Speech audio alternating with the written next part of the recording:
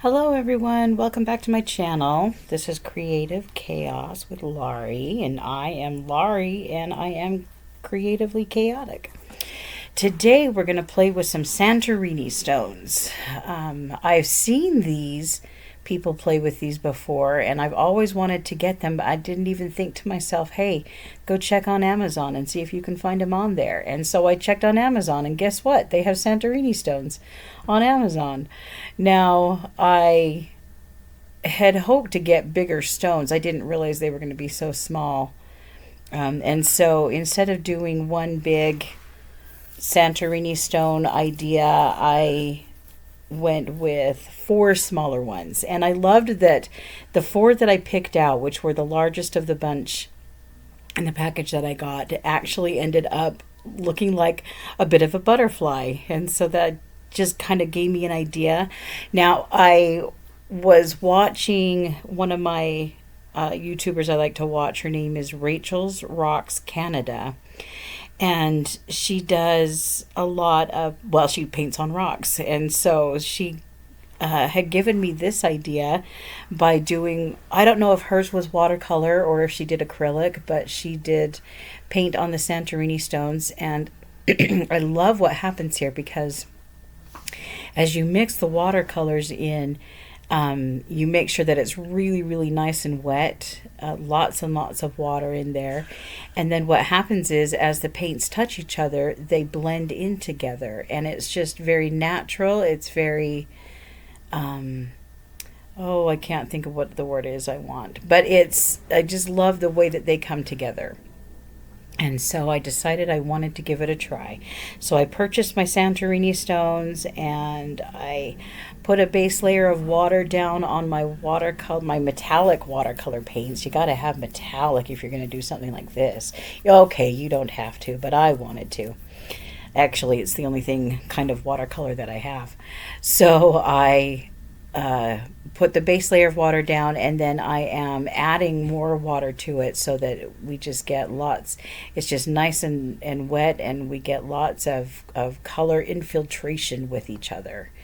And so on the first stone, I did pinks and kind of a coral color. On the second stone, I am doing blues, and I've only got one purple, so I decided to add the purple to the blues. On the next stone, you'll see me do yellow and orange, and then on the last stone, it's all greens. I don't know what I'm going to do with all of these rocks once I'm done with them, but really thrilled with the way that they dried and turned out. It's very, very beautiful. And so I'm glad that I got the idea. I am going to go back on Amazon and see if I can find larger Santorini stones so that I can try doing something like this again, but in a bigger, on a bigger stone. And so, next, what I'm going to do is I thought I was going to be able to use my Arteza pen, but the pen ended up not working at all on the stone, which I thought was unusual because I've used it before when I've done acrylic paint on one of the stones that you can just make from the Happy Dotting Company. That worked just fine, and so I was really surprised that it didn't want to work on the watercolor and the Santorini stone. I thought for sure it would just glide right on, but it really didn't. So here we go. We're dipping into the greens now. A couple of my greens look almost exactly alike, so you'll see me use a darker green to kind of separate those so that you can differentiate between them.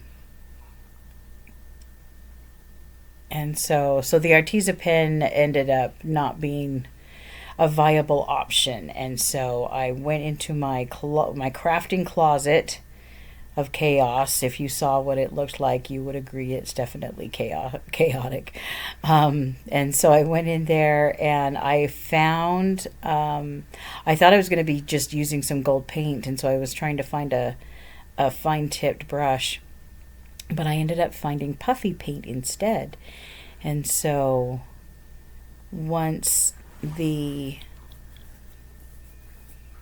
once the stones dry, once the paint dries, I went in first with the Arteza pen, which didn't work, and so then I went back in with the puffy paint and was able to make some mandala designs, which you'll see in about a minute since I'm almost done with the painting. I love how the green one turned out, but the pink ended up being my absolute favorite.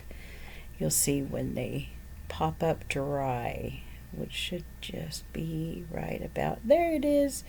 Okay, you can't see it, like how really, really cool it is. The light's a little too bright, but here I am struggling with the Arteza pen. Anyways, how are you all? I hope that you've had a great week. We've had a struggle this week. We lost our next door neighbor. She died about 2 weeks ago, and we've been helping to kind of take care of the house while they are attempting to clean it out. And we had our funeral, and it was a beautiful funeral, and we had lots of tears and lots of laughter, which is how a funeral should be. But then shortly after she passed, we had another neighbor pass away, and so we've got another funeral tomorrow. It's been rough. The Lord's taken home some of his brightest and best, and it's breaking our heart. So anyways, this is where I decided to give up on the Arteza pen and went to the puffy paint, and I actually really love the depth that this brings to the craft. And so you'll see me doing some zigzags, a whole bunch of dots, some Zentangle here and there, and just enjoying it wholeheartedly. So I love how it ended up turning out. I actually do think I'll put this out in my garden. And there was a little bubble there. I'll put this out in my garden and see how long it lasts. You just never know. I've already had some of my stones that I did last year, like the sunflower stone, has already started fading.